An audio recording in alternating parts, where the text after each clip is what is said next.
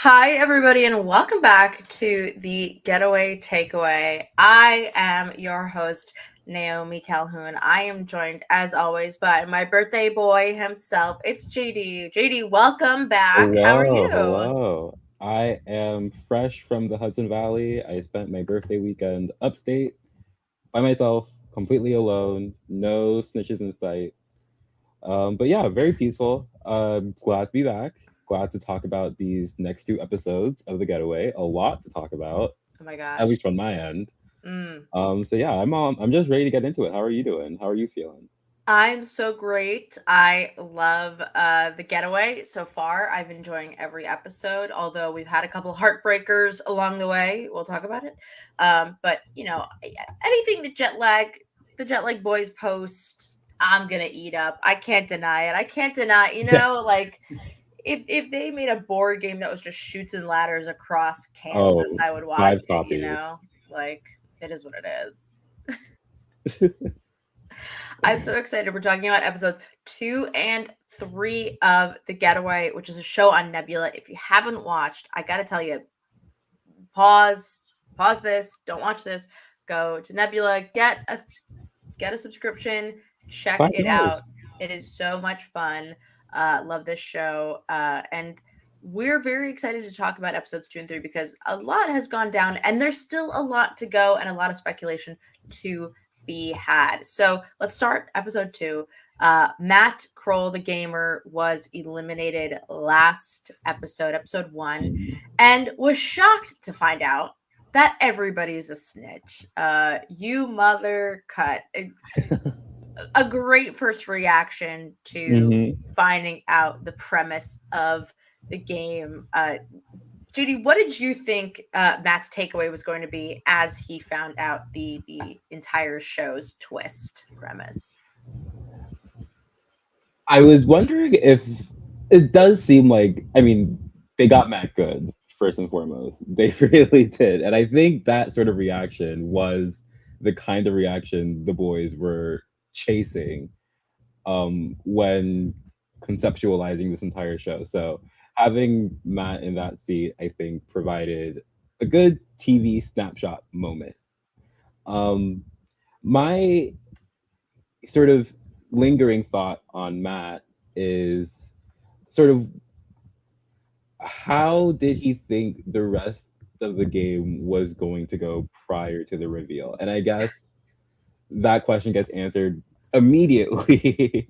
But this is true of all the players now that I think about it, but like until they are equipped with the knowledge that every single person is a snitch, how do they think the game proceeds if they are ever eliminated? So I wish we got a Well, little more of that.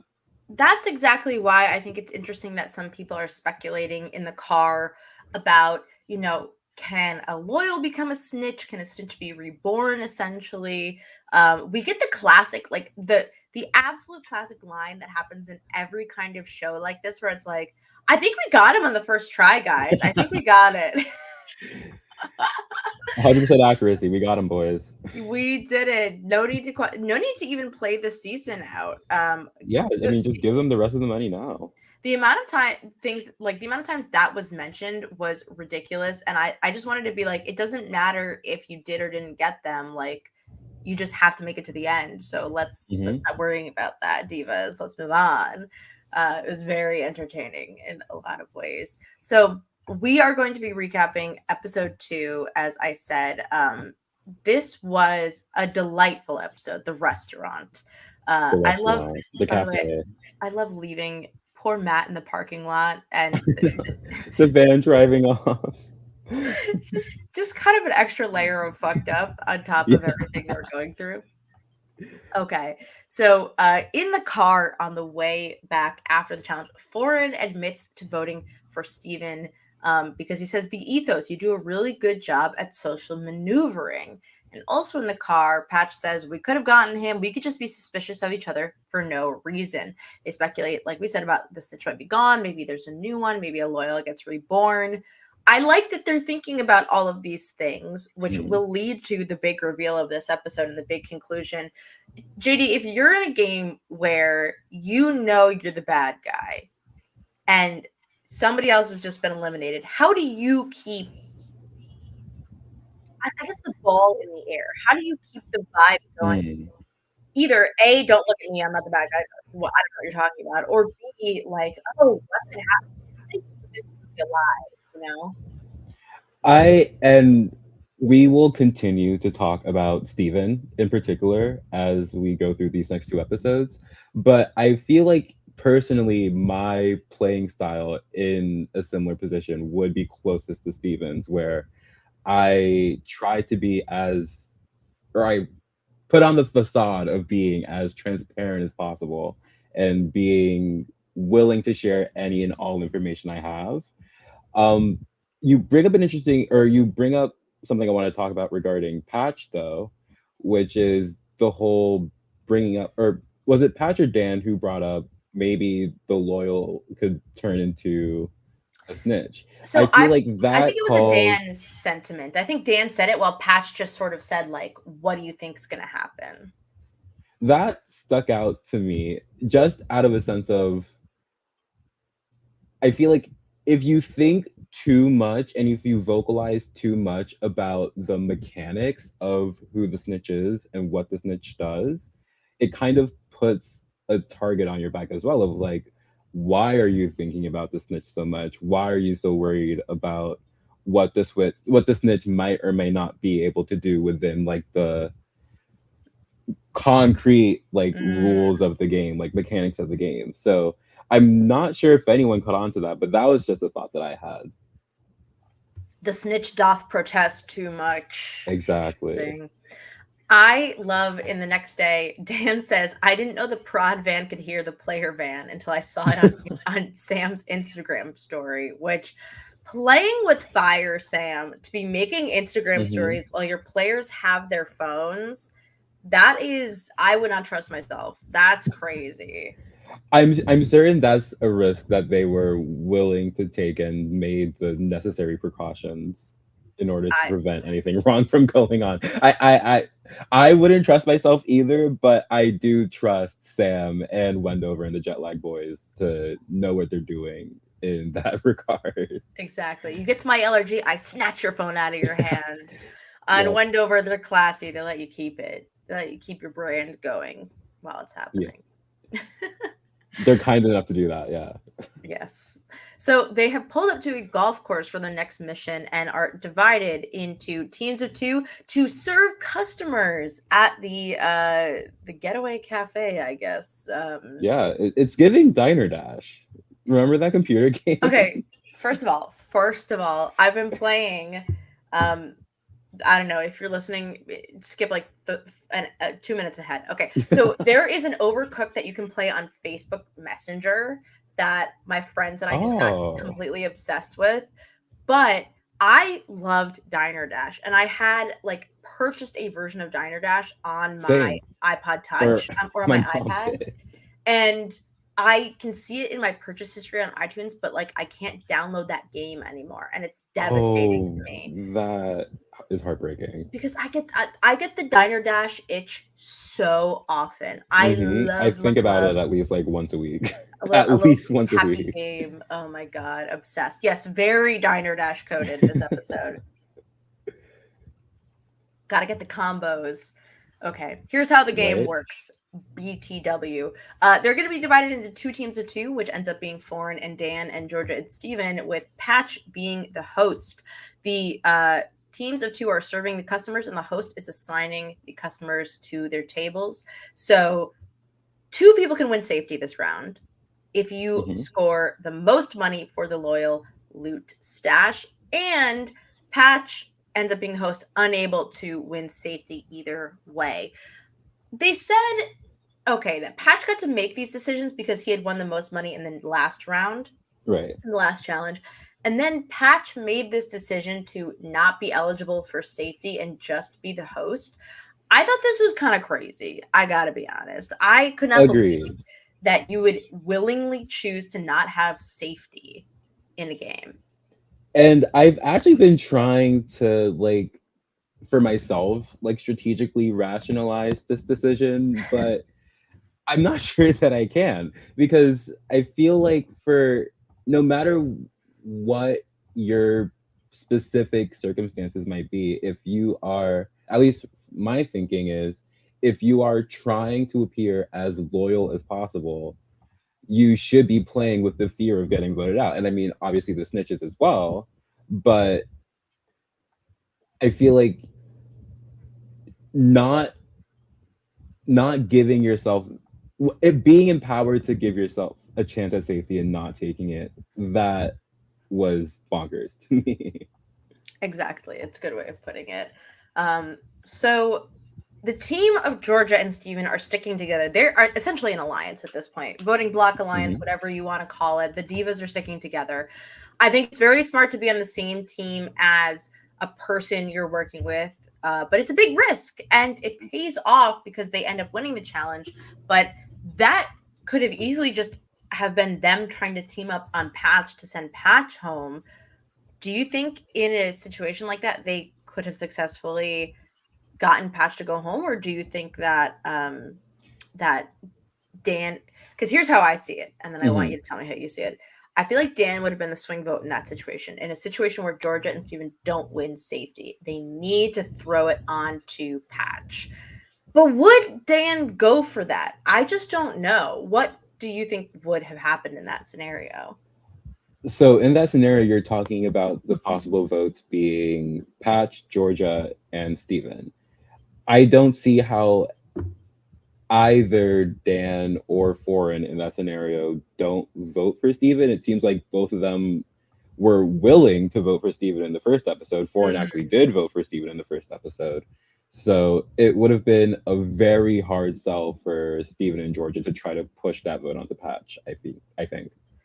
I completely agree. Steven says in sort of like his opening challenge remarks, he basically says like, "I'm going to try really hard so that they think that I'm not suspicious." But I think the problem is that Steven just like combated so much suspicion in the last episode that he needed the safety, or he was just Hmm. such an easy target. Like it's like when the person who needs immunity wins immunity in Survivor, you know? Exactly. That's exactly what it was like. Hmm. Okay, back to talking about the game, anyways. So the way the challenge works, of course, is that if the service is satisfactory, they'll win $100 for the loyal loot. Here are the categories of good service in the Getaway Diner Dash Diner. Seated within 30 seconds, order taken within 30 seconds, water cup always filled, food served on a clean plate, food arrives on time, food has right customization, food is properly cooked, all equals $10. Hmm. And this is such a chaotic challenge. I cannot believe that they did this from a production standpoint. Not like not it was a good challenge. It was funny, it was Hmm. entertaining. I was laughing my butt off. What a nightmare to keep track of. Like I mean, just watching it, it felt like I barely knew who was who half the time. It just felt mm, like, and I mean, of course, you're trying to make sure that you're serving all these customers, so you're moving fast, fast, fast, fast, fast. But on the other side of it, it's like, oh my goodness, when does anyone have any time to like actually figure anything out? I was like watching it go down.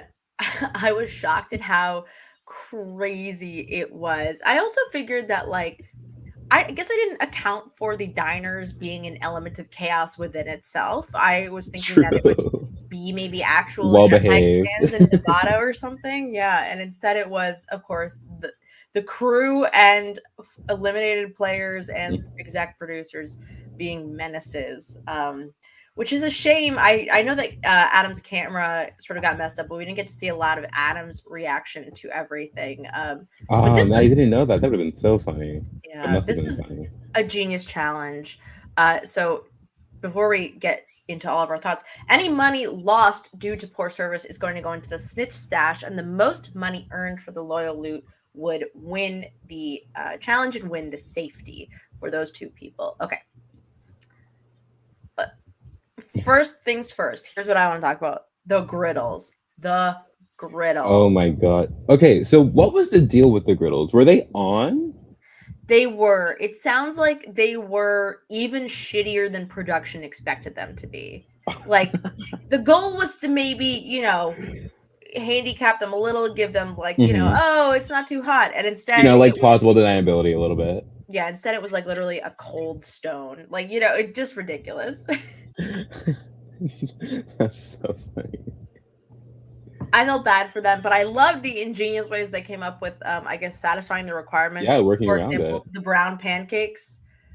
It did make me Just a little pouring chocolate nauseous, on I it. can't lie. Yeah, it did gross me out just a little bit, I mean, but they fulfilled the order. They got the money for it. So you can't argue with customer's that. always right sort of situation, I guess. See, so true. Okay.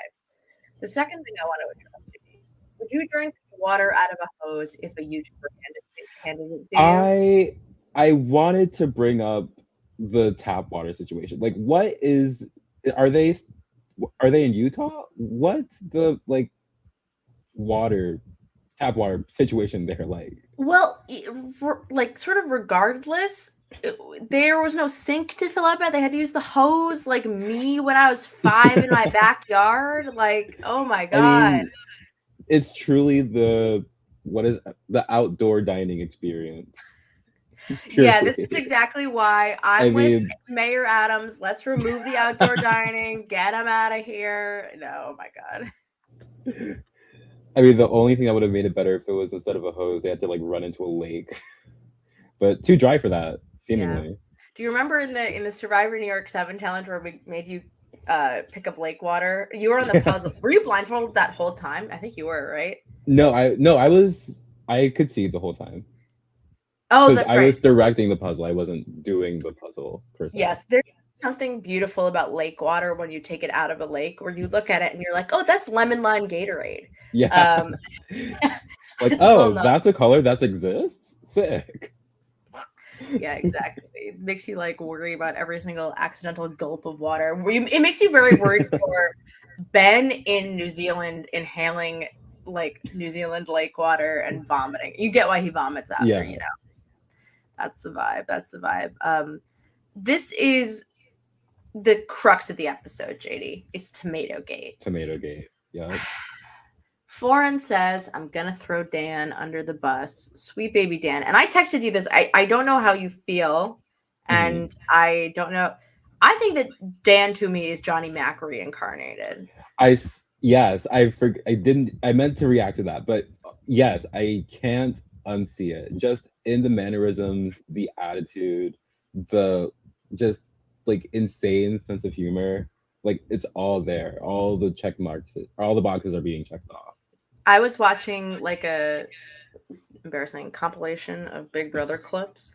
And of course Johnny Mac's like confessionals were coming up and hmm he's so funny, but just you know the like, what do you want? Same vibe, Yep. same exact vibe, and we love that. That's what we need. We need a non-Trump supporting Johnny Mac in our lives. You know. Wait, T?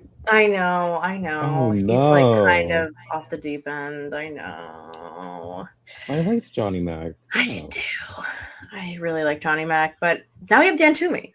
Now we have Not for Dan Toomey. not for long though. Not for long in this episode. Although I really love that very clearly the players are just there also, which is Yeah. very LRG coded, extremely Everyone LRG just coded. hanging around. Watching all the people that voted you out enjoy their time Gossiping. playing the game. Yep. Talking shit. Yeah, that is the definition But I of a feel like life it's a little reality. different at least this time because now the eliminated players are the ones who are in on the secret and are the ones who truly know what's going on.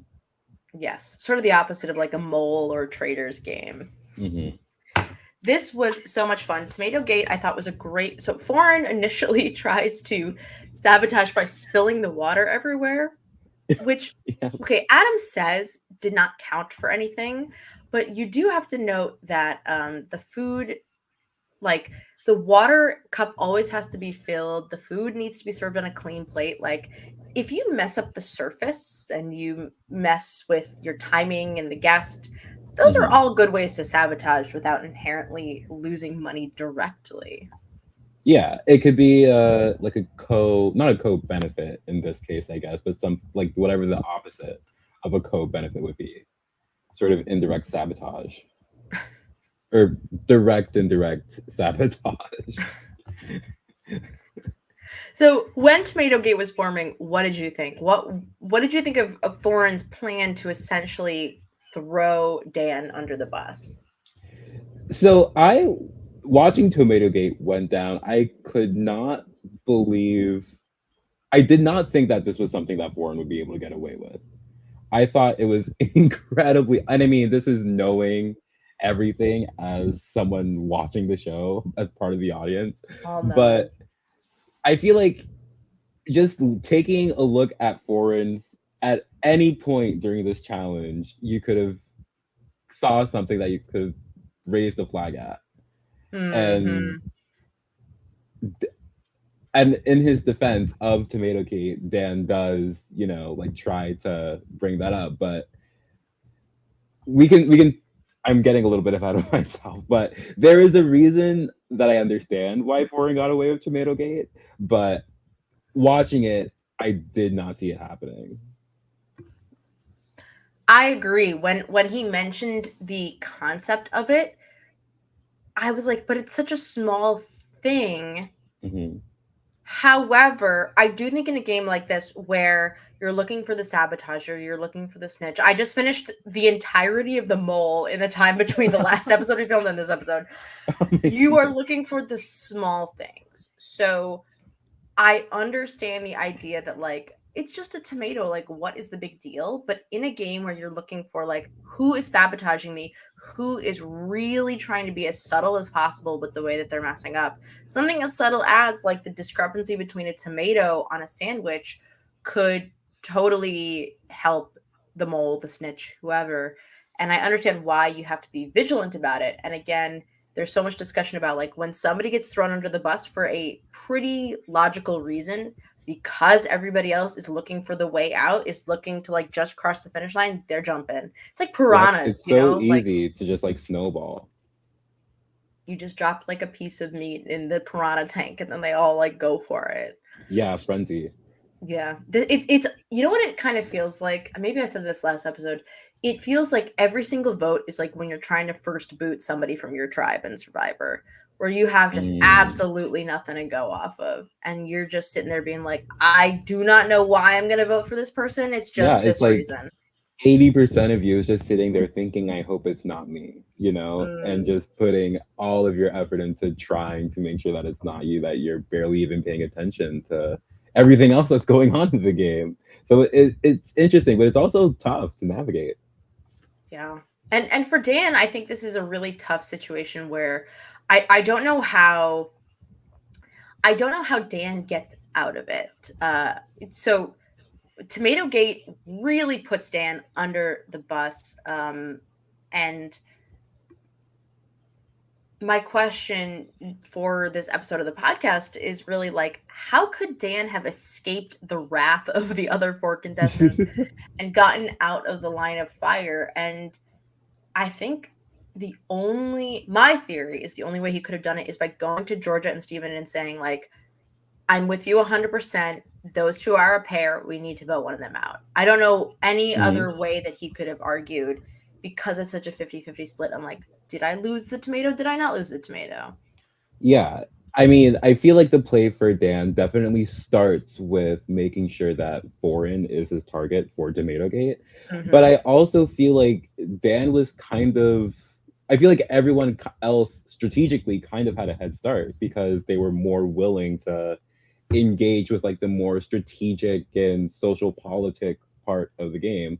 I feel like we kind of saw it in episode 1 where Dan was a little slow to start with talking about the vote, and I Mm-hmm. feel like that's something that catches up to him here where all the other players already have started forming these strategic relationships with each other, whereas Dan is sort of like the wild card question mark. So it's a it's a uphill it was an uphill battle for him from the start. Yeah, Dan basically was like, he's like the little animal, like the little soft bunny in like the nature documentaries where you're like, oh no, Yeah. oh no, this Like bunny's about about to to get get picked eaten. up by an eagle. Swooped away. No Oh idea what's coming. Poor thing. yeah, you're just screaming at your TV like a Heisenberg in the penultimate episode. Yeah, brutal. Yeah, I felt so bad for him. Especially, I sort of was watching it happen, and of course, we are Dan Toomey stands on this podcast. 100%. Hello, hi Dan, and to watch it happen was just like, oh shit, oh shit, oh no, oh no. I think I texted you and I was like, I hurt my hand punching my couch. Yeah, you did. Screaming, crying, throwing up, sliding on the wall, all Yeah, of it. canceling my Nebula subscription, re-upping it because episode 3 is out. Like, just it's all hard. It's all hard, you know. It's just really quite the experience. But Devastating. one of the things that I felt watching this episode was one of the big mistakes was just that at the canyon they didn't really split up at the dragon's belly. They didn't Hmm. split off into groups. Like I wrote in my notes for episode 3, finally we have some speed dating because it didn't happen in episode 2, and I think that really also sealed the nail in the coffin for Dan. If you can't go off and separate at least Georgia or Steven to give you give a private pitch Mm. to them, you're dead in the water. I also think I understand why it might have been difficult to break up that group at that point, because if you're the one to suggest it at that point, it kind of calls attention to you, like why, like what's so important to talk about to these people that you can't just say in front of the entire group. Um, and again, it's really this vote down to Dan and Ford. I mean, yeah, sure, Patch is vulnerable, but no one's voting for Patch. I feel like that's established pretty clearly. So when you have this, like, essentially voting block of Patch, Georgia, and Steven, you know, that's already the majority. So trying to sneak your way in and trying to tweak anything that might be happening within that dynamic, it's difficult. So we have to talk about something else, which is, of course, Mhm. that this episode, Patch says, "Are we all snitches?" And Sam Denby does his best job of trying to not look like a complete deer in the headlights, and he fails. But this is interesting, and this kind of leads me into the next episode. So it was a Mhm. 4-1 vote for Dan. I cried. It's fine. I didn't cry. But this sentiment that Patch brings up, the production team is worried about. I feel like let it fester because I don't think a player's going to do anything one I episode after agree. they realize that the game might be a little bit more rigor mortis than they thought it was. Like Mhm. let it stew, and instead they sort of take preventative action. JD, how did you feel first when Patch said this, and then going into episode 3 and sort of what the Getaway team was doing to try and take down such a what's the word, such treasonous thought?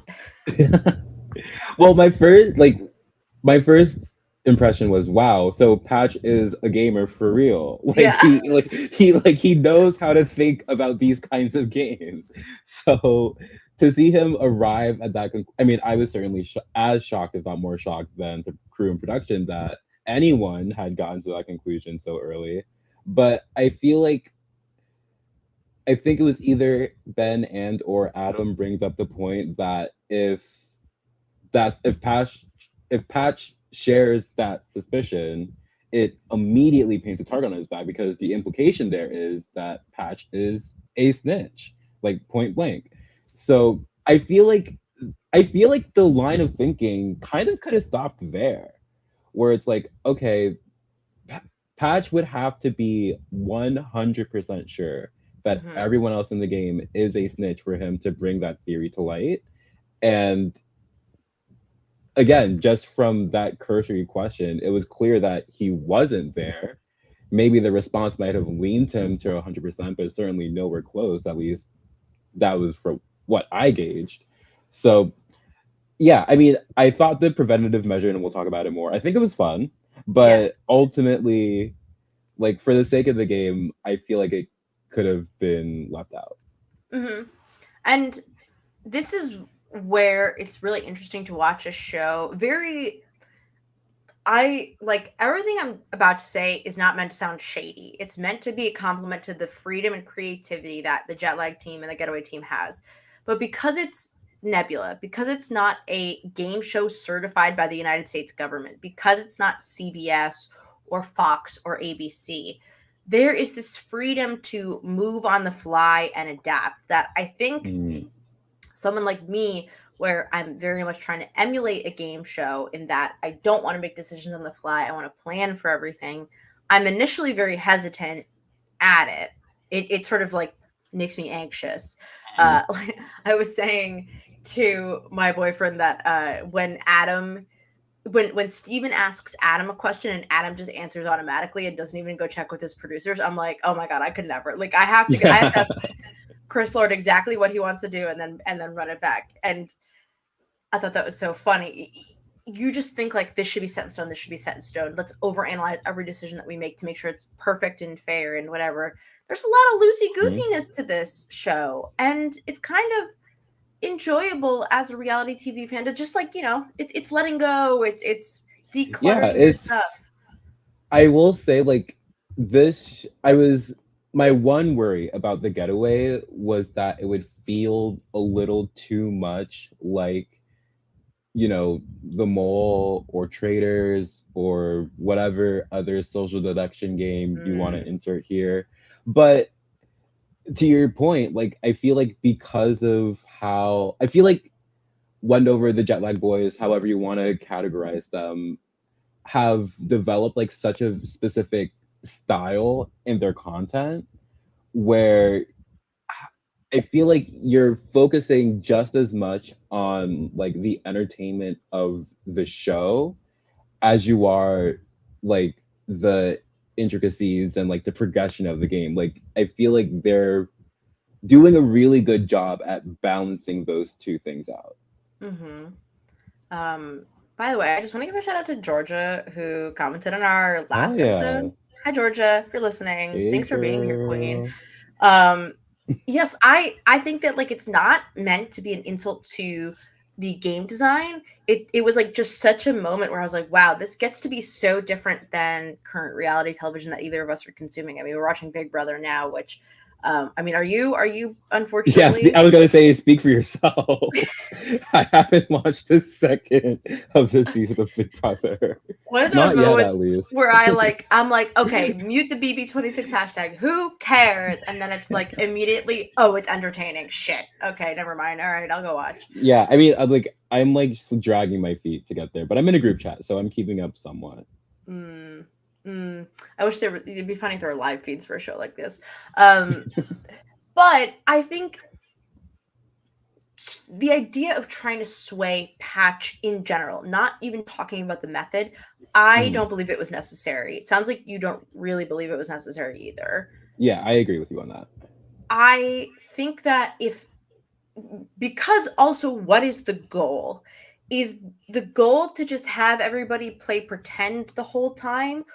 Or is the goal to have another layer, which is like, it's why the traders has a technique like, oh, you're adding a new trader to the group and you're converting somebody because it changes the dynamic of the game inherently, and changes the truth that we became familiar with. So if Patch figures out that there's more than one snitch, that everybody's a snitch, and then he has to figure out how to present it to the group, or at the very least one other person, it's fascinating. And when I see this episode 3, I think, God, he could have totally told Foreign. Like, and then you have. You think so?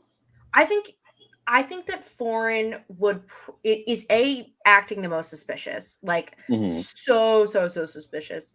And Steven and Georgia are already working together. If Patch goes to Foreign and is like, look, stick with me the entire time. I think we're all snitches. Like, you're a snitch and I'm a snitch. Let's just start voting them out. Then we have control of the game, because it would be now, of course. So apparently there was supposed to be a 7th person playing the game, and they could not participate. So that's why we have this sort of extra vote in here. And they don't know that this is sort of a non-elimination vote. However, I think if you say just like, let's get out Georgia or Steven, let's target them, and then we get to the end and we see what happens. Now look, I don't know if that would actually happen, but what I'm kind of saying in this is I think that you had just enough time for the idea to develop and something really exciting to happen. I think that's still possible. I think it's entirely possible that something really I amazing can happen. But I think I think that maybe if the game was like a round or two longer, then Patch might find himself in a place where it's a little more comfortable to do that. Like after more of the game is played and after I guess more of a resume, like a snitch resume has been built up for all the players.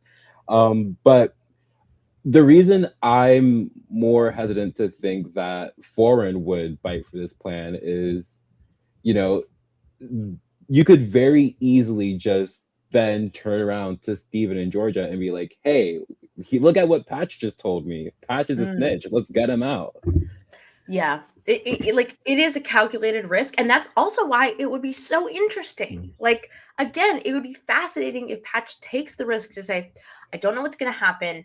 I just need to put it out there because you're the person I trust. And this, especially when you're in that moment, like I thought I was 50-50 on whether he would do it when he realized he was on the bottom and he was going to get voted out. I was like, do it. Tell Foreign, like go let him know what's going on. Because I really thought that it was going to work out in a way where Patch needed to use it as a way to defend himself from getting voted out. But let's talk about what goes on. Sam and Amy are aiming to throw Patch off the scent of all snitches. So what they're going to do is they took the Puppet Master picks, which honestly, can I just say, so comforting as a game designer and somebody who makes the graphics for our game to see them also using iPhone picks. iPhone, that felt good. Professional equipment. It was great. That was very satisfying. So they make these Puppet Master graphics where every person is their own individual Puppet Master, and you can see them in control of the 5 other contestants. So this will come in later. They're at an alpaca ranch. They call them llamas, but God damn it, they're alpacas. The alpacas. What is further? I don't know what the difference between a llama and an alpaca is. Alpaca versus llama. So, genuinely, this is just what it says. So llamas are going to be a lot bigger than their cousins. That's what it says. Body shaming? Okay. Yeah. That's what we're at. Here's what I would say, that llamas have longer faces, bigger ears. Alpacas are fuzzier than llamas, and llamas are a little bit taller, a little bit bigger boys. I definitely would not want to fuck around with a couple of llamas the way that they are, manhandling these alpacas. Dude, Patch gets bit and spit on, and then gets spit on again in the face. Oh my God. Poor Patch. So cute, but so malicious. Evil creatures, yeah. And we have Odin, the big dog. I have in my notes. Oh, the shepherd dog, so cute. We'll talk about. I was looking at Odin, and I was like, I just want to see a TikTok of him getting like groomed. Like he's so. Just put the purple shampoo on Odin. Yeah. Like he just got a bleach and tone. I would love that. The like purple like towel or like ear cover. Imagine. So for this challenge, they have one caller who holds the binder full of tasks for the alpaca. The alpaca desires are in their hand, and then there's 3, as I wrote in my notes, alpaca-ers. So for every completed alpaca task, the group will earn $400. And so they come up with the worst fucking strategy of all time, but also the best, but also the worst. They say, let's make sure we do the toenail clipping task first. Yep. With 45 minutes on the clock. This was insane. Like crazy thought. Steven comes up with a perfect sabotage plan, and it doesn't even matter because everybody else is sabotaging so hard that it doesn't need to happen. They beat him to it, honestly. Like the group just wanted to sabotage themselves from the start. That was the biggest bullet in the foot I've ever seen in a sabotage game ever. It was crazy. Kind of enjoyed it. So Steven has this book of tasks where only he is allowed to see the envelope. The binder. Okay, the binder. JD, when he starts asking Adam, how did you feel? When he starts talking to Adam about what can I do and not do with this binder? I'm always, always, always, always, always, always, always going to love whenever someone tries to like break or bend or test the limits of the rules of the game. So Steven getting creative there and going even further to like not only just hide the binder from the rest of the players, but like go the extra mile and make it seem like he wanted to share that information after the challenge ended. I thought it was perfect. I thought it was genius. And I mean, sure, Foreign calls it out a little bit later, and I think it's a fair point to say it's Mm, suspicious. But I mean, Steven definitely did everything he could do, I would argue, in this situation as the snitch who is trying to stay in the game. yes, I think it was. I was giddy when he started talking to Adam. I could not believe that Adam was so quick to say, "Yeah, no, I'll confirm everything you say." I would have been consulting with like if I had three other producers on this show, I'd be running over to them. But it's a perfect instinct from Steven. He would honestly do really well on like a Survivor or like a big like he was just made for breaking Honestly, the they rules. all would. Yeah, I feel like Patch there's goaded. I feel like there's something about all six of these players that are like, oh my god, I can watch you like play these games on TV Yeah. and you would be great at it. Totally. I mean, that's the thing. It's like YouTubers. Dan from the sidelines is hilarious. Where Dan says like, "Yeah, you tell a bunch of narcissistic YouTubers like you're the special one, and they all go crazy."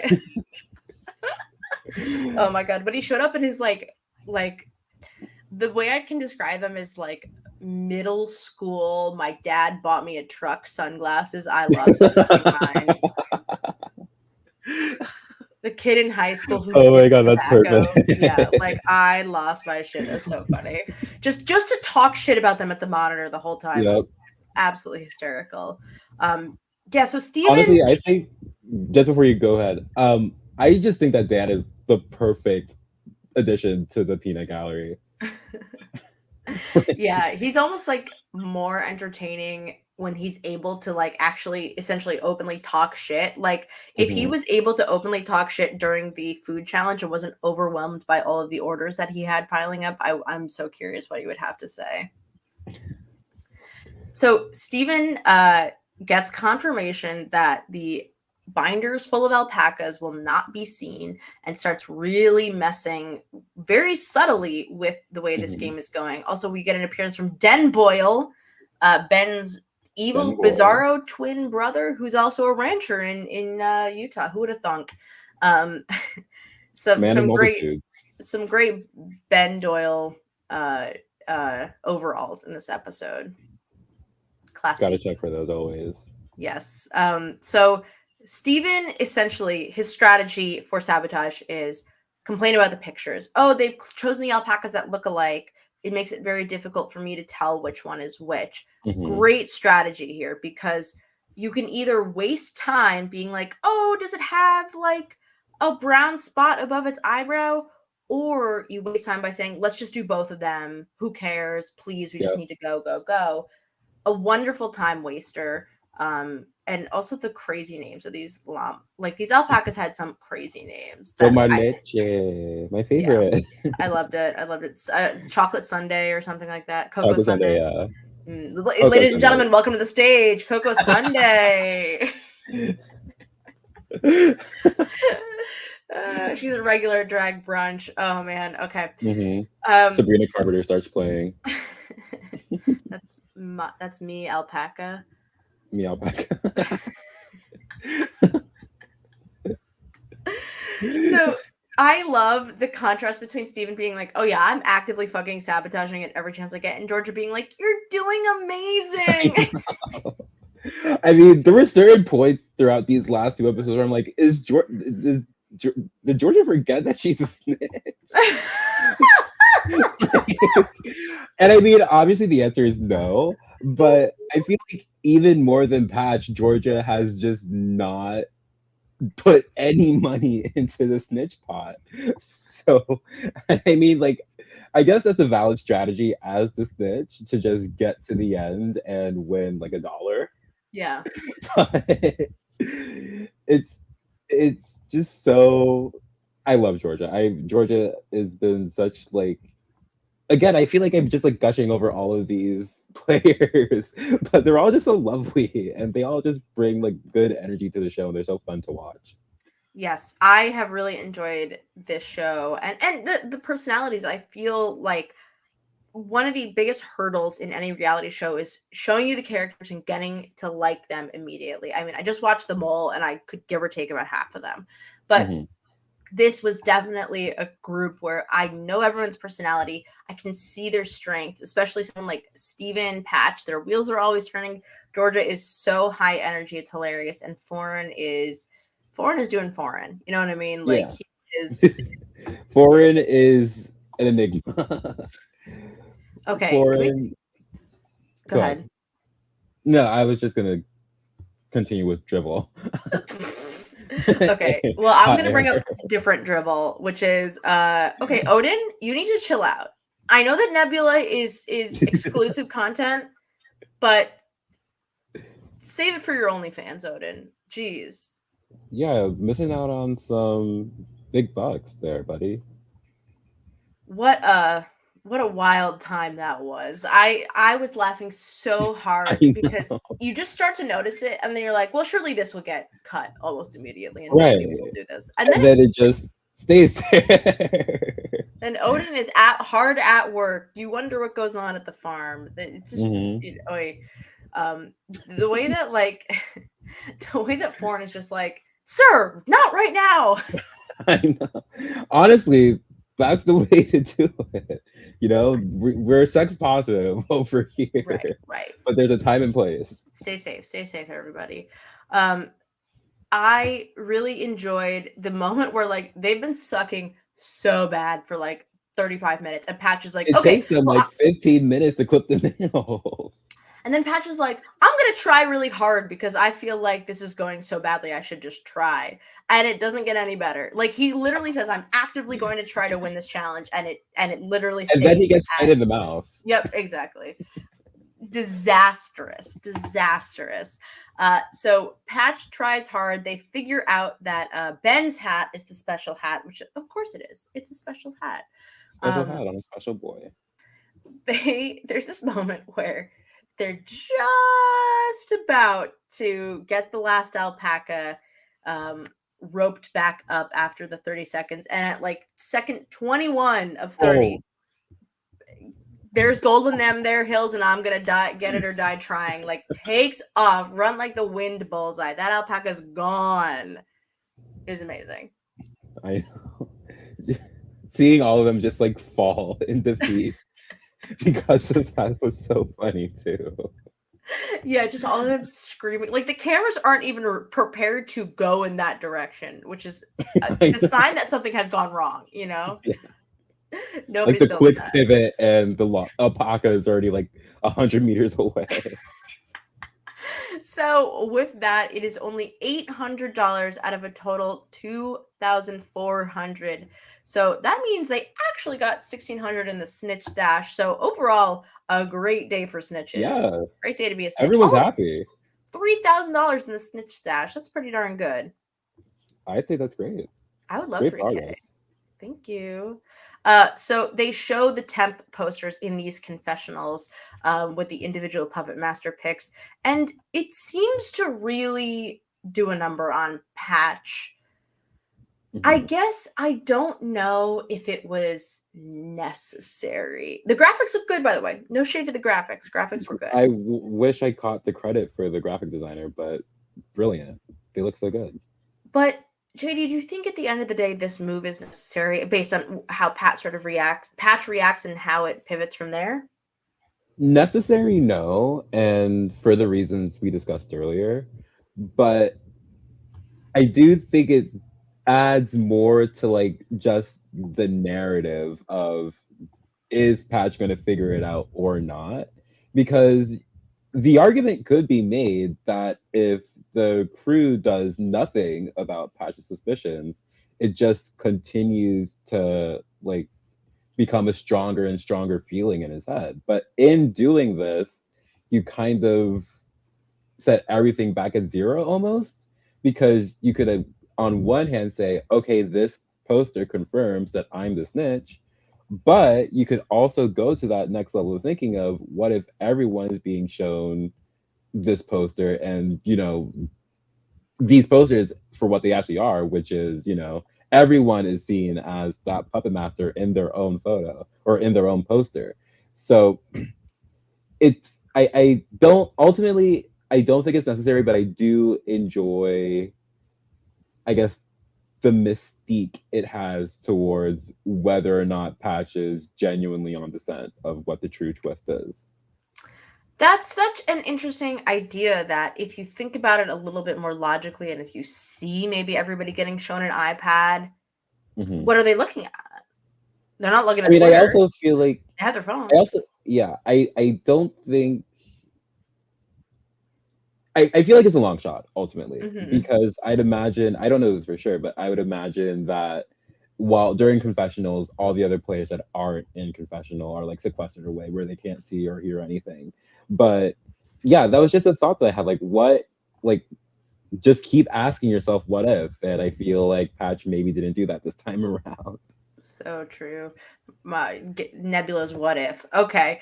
Well, they pick up the phone. They're told you're going somewhere else, and Foreign says, "Better not be no goddamn alpacas," and slams the phone. Foreign's traumatized. This is Foreign's Yeah. birthday too, mind you, which we completely forgot to mention. Yeah. And he steps in alpaca shit. He falls over an alpaca into alpaca shit. So Foreign's not having the best day so far. Yes, and then Dan goes on a rant about how Foreign was kept in for the physicality of it all. Great stuff. From the Dan Toomey Peanut Gallery. So this round is essentially, it starts as Steven versus Foreign, with Foreign targeting Steven, trying to blame the toenail clipping strategy on him. Patch admits to it. Mhm. And then they start to finally speed date. Georgia and Steven kind of aim for Patch in this moment. How did you feel seeing them aim for Patch in this vote? And do you have an opinion on their strategy and why they did it? I'm I'm honestly so impressed by Georgia and Steven sort of like figuring out the game without figuring out the game. Ultimately the goal is to make it to the final two. And I feel like by having this alliance, having this coalition, they not only are able to now protect each other, they can control the vote. So it's great I mean, it's obviously great for both of them for obvious reasons. But yeah, I do think that setting the target onto Patch is I do think it is the better move for both of them in this scenario. If only because,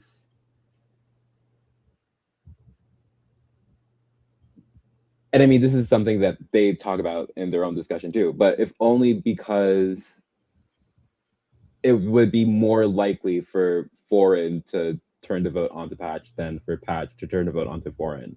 Yeah. And I mean, it's been already well established that, you know, Foreign is Patch's number one ally, whereas, you know, again, and Georgia clearly super perceptive on this, it did seem like Foreign was a little more likely to be the person to jump ship if there was ever an opportunity, or not if there was ever an opportunity to, but if the game ever called for it, that Mm, would be the more likely outcome.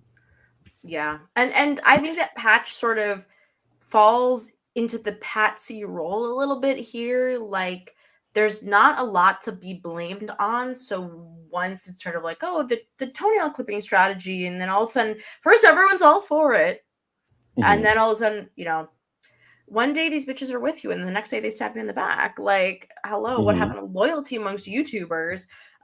It sort of has this moment where like Patch throws Steven under the bus to Foreign. He's like, I'm giving you this information, I'm telling you what's up. Hmm. And Foreign then gets the pitch of like, we're voting for Patch. And I think that Foreign is playing, I don't know if Foreign is playing the game for the long term. And I wonder if this will be the moment where Patch says to Foreign, like, they're going to vote together. They voted together every single round so far. Hmm. that next vote's going to be you. I wonder if this moment will be a wake up call next episode, because as we see in the twist, it's not an elimination vote. There were 3 votes cast for Patch and 1 vote cast for Steven, but that's not the end of the game. We got to keep going. We're doing another challenge. Yeah, it's a non-elimination, or it's a elimination 0.5. I'm not fully sure. I've heard people saying that like the next challenge is for safety. So if Patch wins, and the votes are negated. If Steven wins, the votes are negated, and then there's going to be another vote ? And I'm very curious about how that would work. That is very against my sensibilities as a Survivor fan, but I look forward to it. I guess we'll have to wait and see. Yeah. Exactly. I'm sort of like, I don't know what the hell this means, but I'm tuned in. Especially it's hard in a game where you're trying to build in essentially non-elimination rounds, and your game depends on a vote each and every time. I just want to say that if you guys do a game show again and you need a YouTuber to jump in last minute, I have 30 subscribers, so I would be available. I do live right near an airport, so just Sam, my DMs are open on Twitter. But it is difficult, of course, to find someone so last minute, and so you have to throw this non-elimination leg in there. I don't blame them, and I'm not going to be all like, break the hourglass crybaby Survivor fan about it. We'll see what happens. And for what it's worth, I mean, if jet lag is anything to go off of, we know that there's always a backup for a backup for a backup, and it feels like every single game state almost has been thought of, and there is a clear direction of how the game is supposed to proceed at any point from any outcome. So I'm not as worried about whatever this second half of this round is going to look like in the next episode.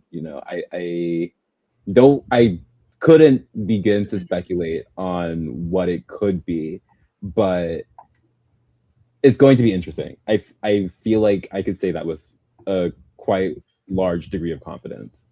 Yeah, I totally agree. I don't know what's coming on down the pipeline, but I'm really looking forward to it. And this was definitely a lot of like laugh out loud challenge moments. I'm sure as a Survivor fan, that people love to hate on the challenges. People love to be a negative Nancy about challenges and say they're boring or whatever. I have enjoyed all the challenges so far, especially these 2 where they get really fun and physical, and it's great to see everybody having a fun time. Also, the special bonus clip that somebody posted of Matt and Dan feeding alpacas Cheetos, that was great. So I thought those were carrots. Oh, are they carrots? I don't know. Are they Cheetos? They were orange. Like carrots to me. Oh, maybe they are carrots. All right, hang on. My blind ass. Listen, I'm at a they are carrots. I'm at a negative 4.25 prescription, so just don't hurt me. That was really fun. Okay. So, JD, what do you think it's going to need to happen to get Patch out of trouble in the next episode? I think Patch is going to need safety.